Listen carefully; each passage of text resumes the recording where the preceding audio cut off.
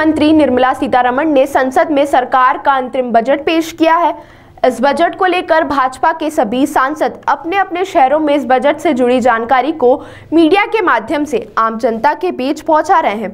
इसी के तहत इंदौर सांसद शंकर लालवानी ने भी शनिवार को अपने कार्यालय पर मीडिया से चर्चा करते हुए बजट को लेकर जानकारी दी। सांसद शंकर लालवानी ने इस बजट की काफी तारीफ की है। उन्होंने इस बजट को आम लोगों का बजट बताया है। सांसद शंकर लालवानी ने केंद्र की मोदी सरकार के 10 सालों का लेखा जोखा भी मीडिया के सामने रखा।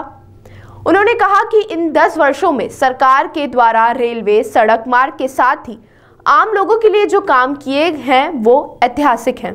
इस दौरान सांसद शंकर लालवानी ने केंद्र सरकार के द्वारा भाजपा के वरिष्ठ नेता लालकृष्ण आडवाणी को भारत रत्न दिए जाने पर खुशी जताते हुए उन्हें बधाई दी।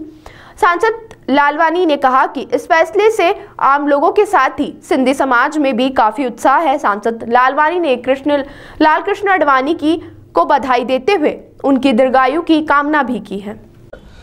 मोदी सरकार ने एक बार ये विशेष करा था, पिछली बार हमने देखा कि कैपिटल इन्वेस्टमेंट को लेकर उन्होंने बहुत बड़ा राशि पिछली बार रखी 10 लाख करोड़ की, और इस बार के बजट में 11 लाख करोड़ कैपिटल इन्वेस्टमेंट की राशि रखी है। ये कैपिटल इन्वेस्टमेंट बाजार में जो मार्केट में जब जाता है तो वो 2.5 गुना बढ़ता है। ऐसा कहा जाता है कि जो कंस्ट्रक्शन हो, रोड नेटवर्क हो, रेलवे का हो, यानी जो भी जिसमें भी इन्वेस्टमेंट होता है तो उसका 2.5 गुना रोटेशन होता है, क्योंकि वो इंडस्ट्रियाँ उससे ही चलती है। तो आप ये जो 11 लाख करोड़ का इन्वेस्टमेंट इस बार है, पिछली बार 10 लाख करोड़ का था। आने वाले समय में ये 25 लाख करोड़ का रोटेशन मार्केट में होगा, जिसमें अर्थव्यवस्था बेहतर होगी।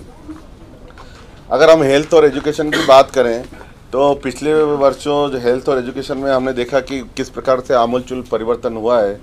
मेडिकल कॉलेज की बात करें तो लगभग पिछली बार से मेडिकल कॉलेज जो 600 हमारे 85 थे वो बढ़कर 1000 हो गए, यानी लगभग 2 गुना के लगभग हो गए।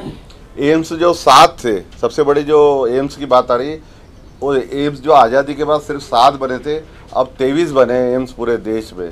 MBBS की सीट की बात करें वो डबल हुई है, 81,000 लगभग MBBS सीट थी जो कि आज़ादी के बाद डॉक्टर बनते थे, वो इस बार 1,52,000 सीटें हो गई, लगभग डबल डॉक्टर अब देश में होंगे। पीजी की बात करें, पहले 685 पीजी कोर्स की सीटें थी, वो बढ़ के 1340 हो गई, लगभग डबल के आसपास हो गई। 157 नर्सिंग कॉलेज नए केंद्र सरकार बना रही है। ये नर्सिंग वाला जो कोविड के बाद जिस प्रकार से नर्सिंग क्षेत्र में हमने बहुत आमूलचूल परिवर्तन किया है, क्योंकि कोविड में हमने देखा कि नर्सिंग की बहुत आवश्यकता थी, और यही नहीं, नर्सिंग को लेकर पूरे विश्व में हमारे भारत की बहुत डिमांड है, और यहाँ से नर्सिंग के क्षेत्र के चाहे बहन हो या भाई हो, उनकी पूरे देश भर में, दुनिया भर में डिमांड है। उसको ध्यान में रखते हुए 157 नए नर्सिंग कॉलेज खोले गए हैं। और इसके साथ साथ एजुकेशन की अगर बात करें, नई एजुकेशन पॉलिसी आई है इस बार मोदी सरकार में, और ख़ास करके उन्होंने क्षेत्रीय भाषाओं पे ज़्यादा जोर दिया। यहाँ तक कि इंजीनियरिंग और मेडिकल की जो पढ़ाई है वो भी हिंदी भाषा में अब होने जा रही है। अगर हम कॉलेज की बात करें, आज़ादी के बाद देश में 38,490 कॉलेज थे, जो कि बढ़कर 44,885 कॉलेज हो चुके हैं। अगर हम बात करें PM श्री जी स्कूल की, तो 14,000 नए PM श्री जी स्कूल देश में बनने जा रहे हैं। एक स्कूलों में अटल टिंकरिंग लैब करके, जहां छात्र सीखते हैं, कौशल सीखते हैं और IT के क्षेत्र में काम करते हैं, जो कि स्कूलों में है और ख़ास करके कॉलेजों में भी अब शुरू हो गई है। तो 10,000 अटल टिंकरिंग लैब बनाई गई है, जिसमें 1 करोड़ से ज़्यादा छात्र उसमें लाभ ले रहे हैं। तो ये शिक्षा के बारे में कुछ बातें हैं। 1000 करोड़ का वितरण अभी तक हो चुका है। गेहूँ चावल की MSP की बात करें तो इस 10 वर्षों में 3 गुना बढ़ा है। PM फसल बीमा योजना में 30,000 करोड़ प्रीमियम सरकार ने भरा है। निर्यात में देखें तो 4 लाख करोड़ का निर्यात कृषि के क्षेत्र में हुआ है। सस्ती खाद देने को लेकर सरकार ने 11 लाख करोड़ रुपए सब्सिडी दी है, जो खाद किसानों को मिलती है।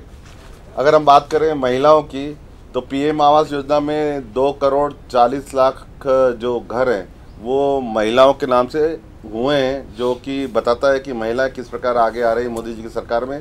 83 लाख स्व-सहायता समूह बने हैं, जिसमें 10 करोड़ महिलाएं जुड़ी है स्व-सहायता समूह में। 8 लाख करोड़ रुपए का ऋण महिलाओं को ही दिया गया है। करोड़ महिलाएं लखपति बन चुकी है और आगामी लक्ष्य जो है हमारा वो 3 करोड़ महिलाओं को लखपति बनाना है। इस बजट में सभी आशा कार्यकर्ता व आंगनवाड़ी कार्यकर्ताओं को आयुष्मान कार्ड में शामिल किया गया है। नमो ड्रोन दीदी की तरह 15,000 ड्रोन दीदियाँ बन के तैयार हो गई जो कि ड्रोन चला रही है। मातृत्व अवकाश जो पहले 12 सप्ताह का था वो बढ़ाकर 26 सप्ताह कर दिया गया है। सेना के उच्च पदों में महिलाओं की भर्ती हो रही है, पायलट बन रही है, नौसेना में जा रही है। मुद्रा लोन की जगह योजना में 31 करोड़ का अधिक लोन महिलाओं को ही मिला है।